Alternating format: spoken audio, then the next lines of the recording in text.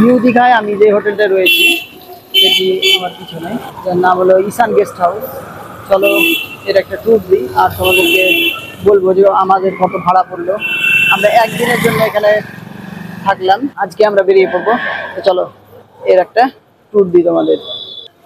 এ হচ্ছে hotel, hotel বলতে guest house, ঈশান guest house. চলো ভিতরে যাওয়া যাক।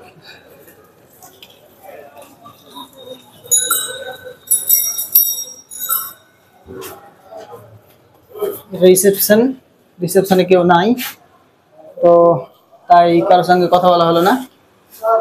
এটা হচ্ছে রিসেপশন, এটা রেস্টুরেন্ট এরিয়া। এখানে থাকা খাওয়ার দুটোই ব্যবস্থা আছে।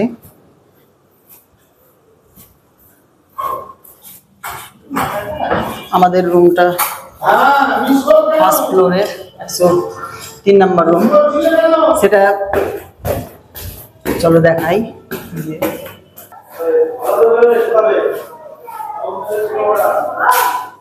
চলো রুমের ভিতরে যাওয়া যাক। এই হচ্ছে আমাদের রুম। এটা আসলে এসি রুম, কিন্তু আমরা এটা আমাদেরকে নন এসি করে দিয়েছে, এসিটা বন্ধ করে দিয়ে। তেমন কিছু ঠিকঠাক পরিষ্কার পরিচ্ছন্ন। এখানে আমার ল্যাপটপ পড়ে আছে, ওই তো তোমার বন্ধুকা এখানে। এই হচ্ছে রুম, আর এটা হচ্ছে ওয়াশরুম। সব ঠিকঠাক, মানে বলবো না যে খুব একটা ভালো, ভালো তবে ভালো, খুব একটা খারাপ না, পরিষ্কার পরিচ্ছন্ন আছে। আর এবার আসি আমাদের রুম ভাড়ার প্রসঙ্গে।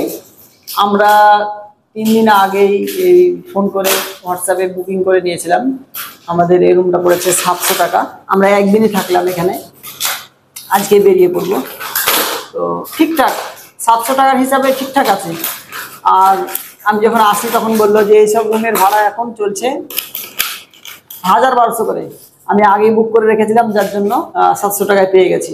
আমি ইউটিউবে দেখেছিলাম, শুনেছিলাম যে এই হোটেলে 400-500 টাকায় থাকা খাওয়া যায়, কিন্তু আসলে কখন আমি জানি না, কোন সিজনে।